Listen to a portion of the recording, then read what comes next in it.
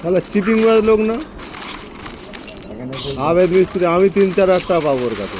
তাহলে সুয়ের বাচ্চা, হারামির বাচ্চা, গুরু হয়ে মস্তি করলে এখন টাকা দেয় না। কত লোকের ওরকম মানে মেরে দিয়ে মানে দেয় না দিয়েছে হবে এই হবে এই হবে এই করে দেয় না। হালকাটা চিঠি দিয়েছে, হালকাটা করতে হবে।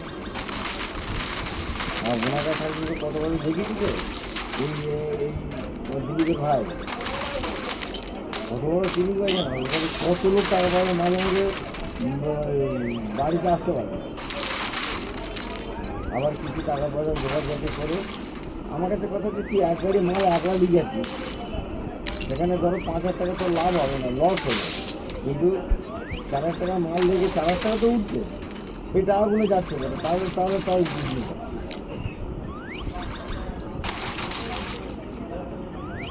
একটা লোকের যদি একবারে মাল একলা যায় কত টাকা ইনকাম।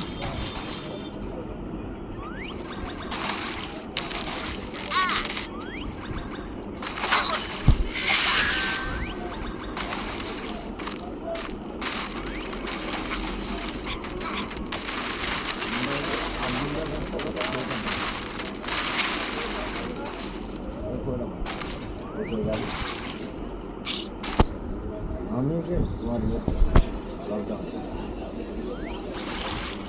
এই গাড়ি 2 গাড়ি করে 8 বার মাল যেত, এখান থেকে কিলো 10 টাকা 15 টাকা কিলো, ওখানে খালি দাঁড়া পাওয়া যেত মাল 1-2 ঘন্টার মধ্যে সব বিক্রি হয়ে যায়, 5 কিলো সব বিক্রি হয়ে যায়। এখান থেকে 3 টাকা 50 টাকা কিলো কিনলে ওখানে যে 7 টাকা 70 টাকা কিলো বিক্রি হয়। প্রত্যেকটা দিন যে মাল যেত